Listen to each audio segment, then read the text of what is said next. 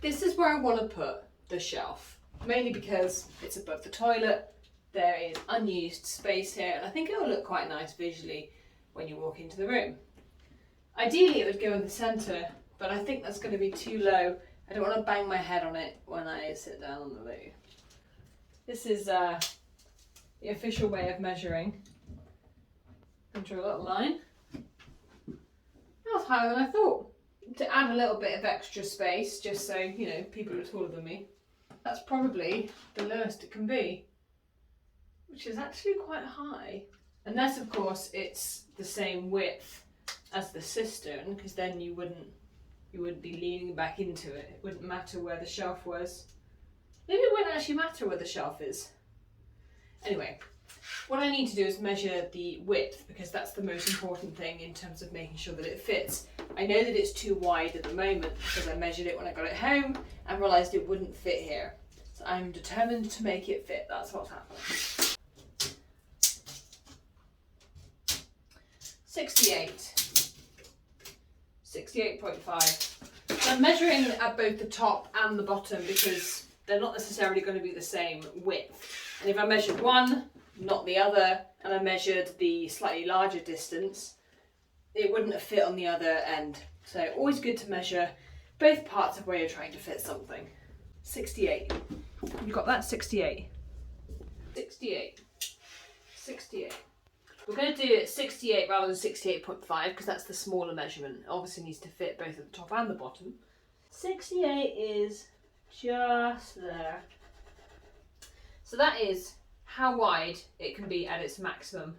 So I'm going to chop it off there, same on the bottom one, and then make some new holes for these pipes.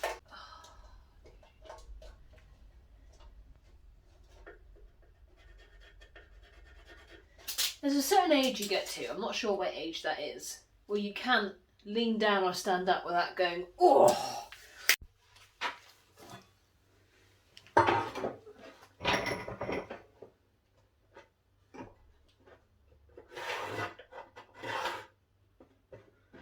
This bit of wood's quite wonky. I want to make sure that the lines I cut are nice and straight, so I've just drawn it on with this set square. I'm also going to use this to guide me as I saw off the end with my circular saw. In fact, this might even fit in my mitre saw. Either way, we have to take these out first.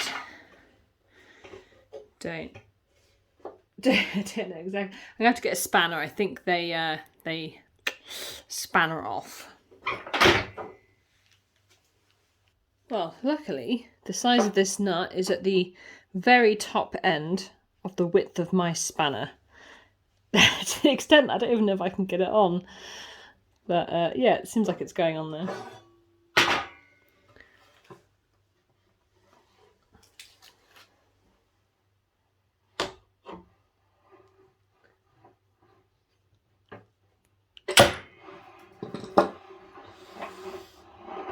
Okay, well that wasn't quite the right one because what I wanted to get off was this one. It looks like the piece inside is where I actually need to get to with the spanner, and that looks like it's going to be really hard to undo.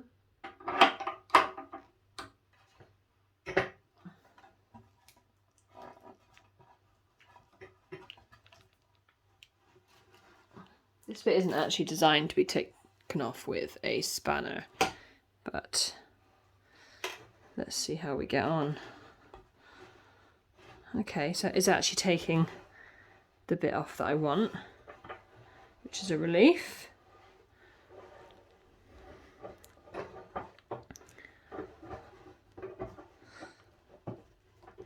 No, I can't. And I can't undo this because the spanner is stuck on the round bit. Oh gosh. Okay, there we go. That was what I wanted. No idea how I'm going to get that off there now. Okay. So now this comes off.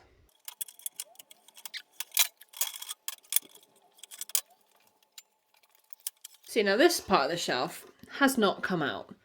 That is the part that screws it in, that's the nut. That came out easily on the top bit, but it hasn't on this bottom bit. So I'm going to have to see if I can get some grips to grip onto this lower piece. Ideally I'd be getting down into there, but I don't think I can reach that. So I'm going to have to put my grips on the thread, which is not ideal because that's the kind of thing that would bend the thread and stop it from functioning. But that's where we're at. Let's see if we can do that. It just occurred to me that this is a fantastic opportunity to show you what grips are. If these are new to you, then I'll show you how to use them. These are called grips. They have this top part, I don't know the names of the part of this tool by the way, but this top part grips onto whatever you're trying to grip onto. And it has this little arm inside that it uses as a lever. It's inside here on top of this screw. And you tighten that or loosen that depending on how big you want this gap to be. So I've just loosened that by quite a lot because the gap that I need is quite large. And then once you pop it over the pipe, you can do that and it grips it in place. It uses the mechanisms inside, this is not scientific, it uses the mechanism to grip itself onto there. Let me show you me using it in real life so you can see how it works. And when I'm finished, what I'm going to do is press this lever and it pops it open again. So that's how you release its grip. It can be quite difficult to grip it into place, but this is how you know as well if you've loosened this the right amount.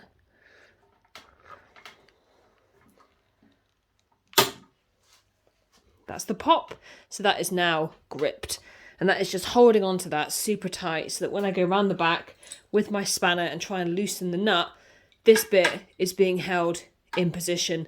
You really want to use this on something that isn't thread, because to be able to grip onto this, I have to really grip onto that thread, and it means that the thread might get squished, and if it gets squished, it's not going to work in this pipe again. But I can't think of any other way to take this off, so that's what we're doing. So able to loosen that because that is gripped into place. That's loosened a little bit. Now I can just spin it off. And this will magically pop out of here. There we go. And now to loosen it again. It is quite tough. It's got to have a bit of strength to use this particular tool. There we go. And it pops off and it will free the pipe. Just looking at the thread, it doesn't look like it's caused too much damage, so.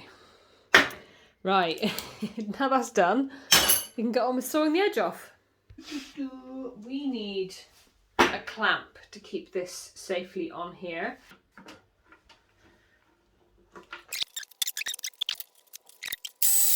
I'm going to use this as a template to draw the hole that I need on this bit. I'm going to saw the holes out using these. They come with a lovely twist draw bit in the middle, so you can saw through the wood and get some balance. If you were to just saw directly through with this bit, you'll find that it skips on the wood.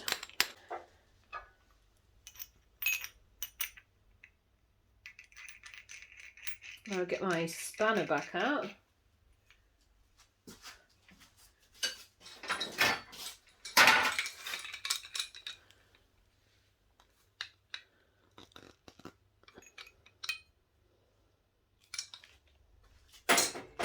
By the way, this is how I worked out that it was the right size. Perfect size. I want to make sure that I don't go too deep into the wood. So normally I would get just a piece of tape and just tape around this bit so that I can use it as a guide. But as it happens, it has this lovely little convenient hole here that is at exactly the right height that I want to drill. So I'm just going to use that as a guide. Finding the centre of the hole.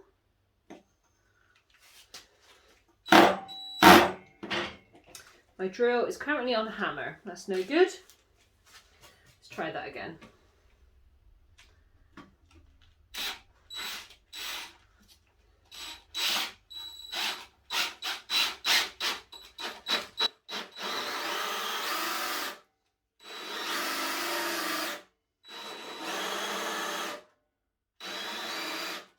we go. That is now at the height of the hole.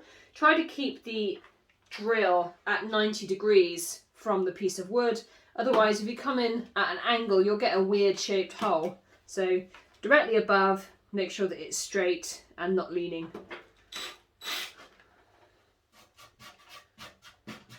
As I mentioned, going out. Oh, now change this bit out for the smaller piece. And I still have the pilot hole because it hasn't drilled all the way through.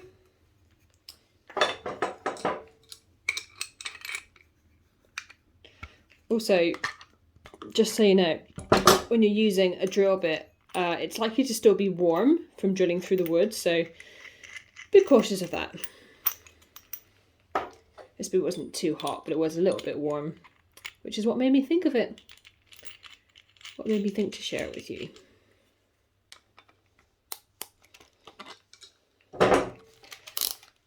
And now I can go back through that exact same hole and just drill all the way through.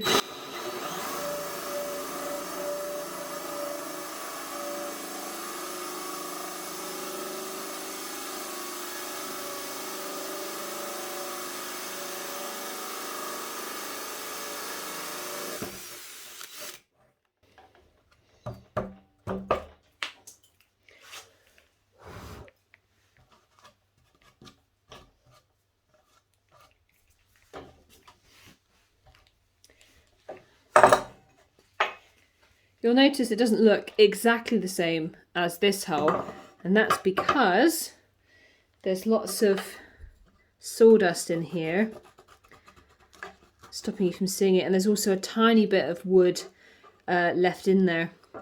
So what I would do if, say, this hole in the middle was quite a lot smaller, you would still be left with a piece of wood all around here. You could take a chisel and just chip those bits off, but there's not really enough here to, there's still a tiny bit of wood this side, but I can actually just chip it off easily with this pencil.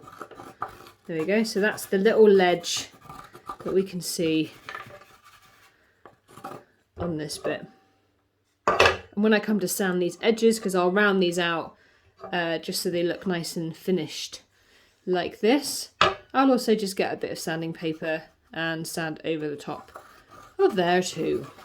That's as far as I got today, and don't forget, if you enjoyed this episode, like this video and subscribe to this channel so you don't miss how this turns out.